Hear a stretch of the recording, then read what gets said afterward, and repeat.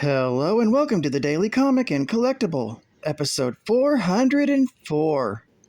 Now today, the collectible of the day has been seen before, but considering this issue, I had to use it one more time.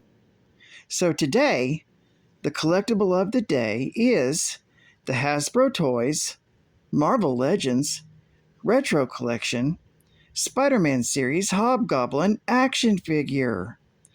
Deploying an eerie arsenal of pumpkin bombs and razor-sharp bats from his goblin glider, the criminal mastermind has Spider-Man constantly on his guard.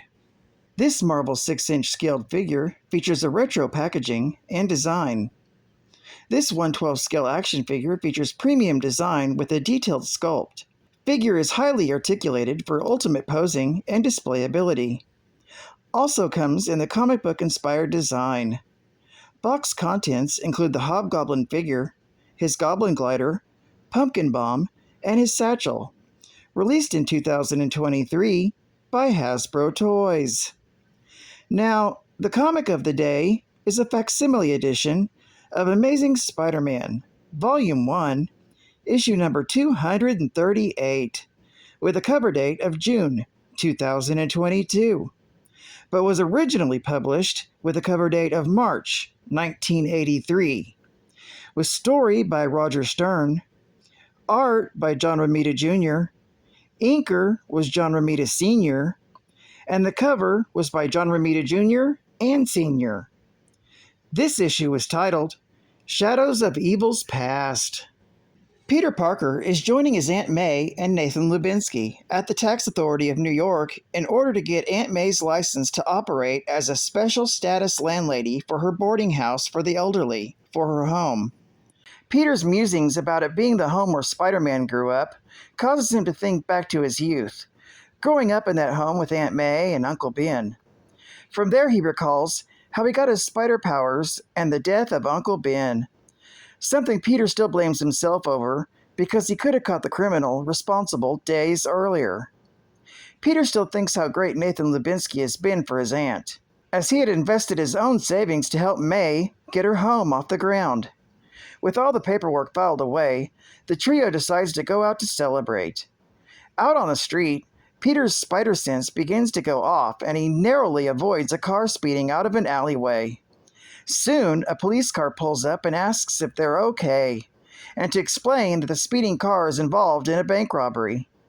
Furious that his Aunt May and her fiancé almost got hurt, Peter tells them that he needs to go and rushes off.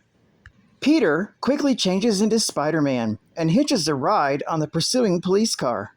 Needing the money, he webs the camera into the flashers of the police car to snap action photos for the Daily Bugle. Spider-Man then leaps across the evading car and smashes his way inside. This forces the crooks to crash their car. However, one of them, George Hill, is thrown clear from the car, and he tries to escape. Spider-Man follows after him but is briefly disoriented when George tosses a smoke bomb at him. This doesn't bother Spider-Man from spotting his escape down a manhole cover. Spider-Man follows after him into the sewers. Fearing capture, George wonders what to do next when he suddenly leans on a secret door. Finding the air inside fresher than the sewers, George goes inside, losing Spider-Man. The wall crawler returns to the surface empty-handed and follows up with the police before heading off. Unknown to Spider-Man, he was not far from an Osborn manufacturing building.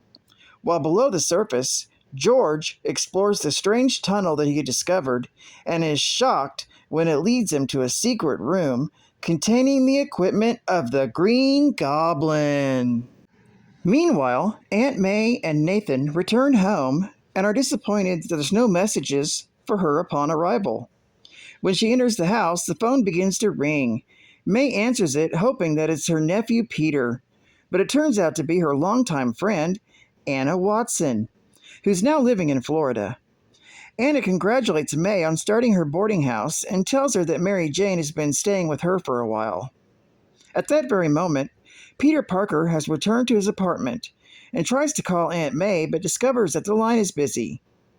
With his photos developed, he takes them to the Daily Bugle, where Joe Robertson is impressed with Peter's photos telling the young photographer that they may be his best yet. Peter tries to call Aunt May again, but the line is still busy. When Joe tells the copy boy to take the pictures to be printed, the copy boy mentions the chase ended at the Osborn facility. This causes Peter to recollect his old nemesis, Norman Osborn, the original Green Goblin, and how he had learned Peter's secret identity. As he thinks about how Osborn was responsible for the death of Gwen Stacy, his thoughts are interrupted by the very generous check from the photos. Joe then offers to give Peter a ride back out to Forest Hills to see his aunt. At that very moment, George Hill takes a mysterious man to the Green Goblin's underground hideout. The man is very interested to find the Goblin's old equipment and journals, and tells George to load it all up in his van. Shortly thereafter, Joe Robertson and Peter are on their way to Forest Hills.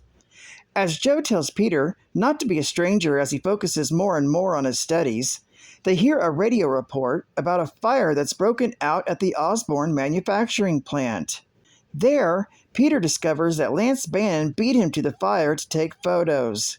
When Joe questions the firemen on the scene about the source of the fire, they say it started in a room that was not on any of the blueprints. With the fire put out, Peter asks to go inside and check it out. Granted access, Peter looks at the secret room and recognizes it as one of the places where the Green Goblin stashes equipment. Peter worries that he knows who might have looted the room. Joe then gets a call from Aunt May for Peter, and he tells her that he will meet her for dinner and tells Joe that he's going for a walk to go the rest of the way home. As he leaves, Peter worries that the crook he chased into the sewers was the one who found the Goblin's old lair. Later that evening, in the South Bronx, George Hill has finished emptying out the equipment from the van for his employer.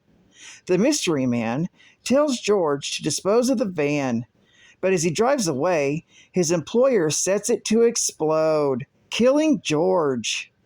Inside his home, the man has dyed the Green Goblin costume to suit his needs. Trying out the equipment, he is impressed with Norman Osborn's inventive genius.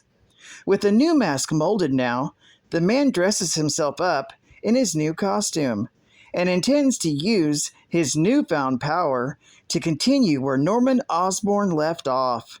However, this man proclaims that the Green Goblin is dead and calls himself the Hobgoblin. Geek fact: the original was considered a key issue for the first appearance of the Hobgoblin, Roderick Kingsley.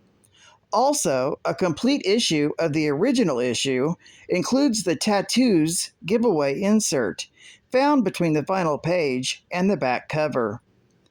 Bonus geek fact: there are many references to Aunt May starting up a boarding house for the elderly. That happened in Marvel Team Up, Volume 1, issue number 124, from December of 1982. Another bonus geek fact: the true identity of the Hobgoblin is not revealed until Spider-Man, Hobgoblin Lives, issue number 3, from March of 1997. State-of-the-art gaming. Coming soon from the arcade game series, Super Cobra, a mission next to impossible. Your mission is to fly the Super Cobra helicopter armed with only missiles and bombs, straight through the side of a mountain. The enemy waits with tanks, missiles, UFOs, meteors, and flying space weaponry. Super Cobra, the arcade game that's now a home video game. Coming soon for the Atari and the Sears Video Arcade. Advertising ad facts. A holiday gift for you from Marvel. Deck the halls with Marvel Comics! Big savings on subscriptions. Your first 2 subscriptions for $6 each. Then each additional issue only $4.50. But hurry! Special expires January 31st of 1983.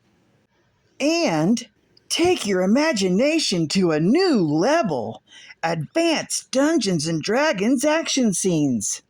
Take your imagination beyond the realm of fantasy and create 2 realistic scenes from the Advanced Dungeons and Dragons fantasy role-playing game. The Dungeons Invaders and Orc Wars action scenes from MPC. Just imagine, with each exciting background, you get a whole population of monsters and clerics, thieves and elves, halflings, dwarves, mages, users, and others too.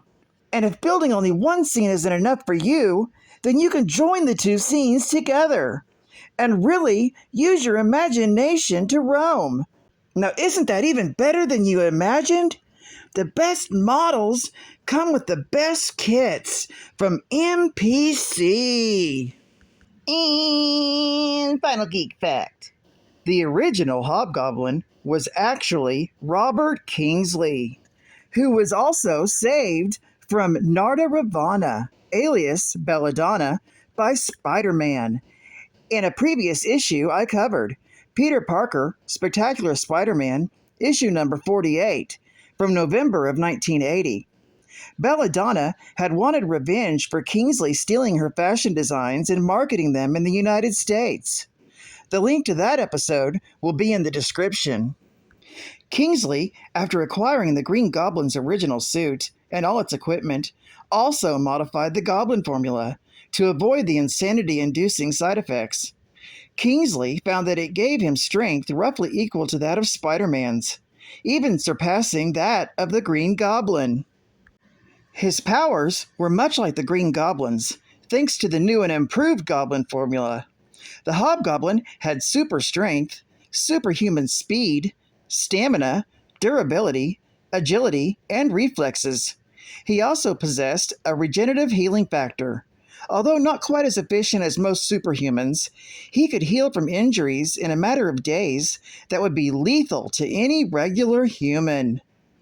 Well, I'd like to thank you for joining me for another Daily Comic and Collectible, and I hope to see you again tomorrow. This is Cat Fan Comics Man, and I'll catch you on the flip. Over and out.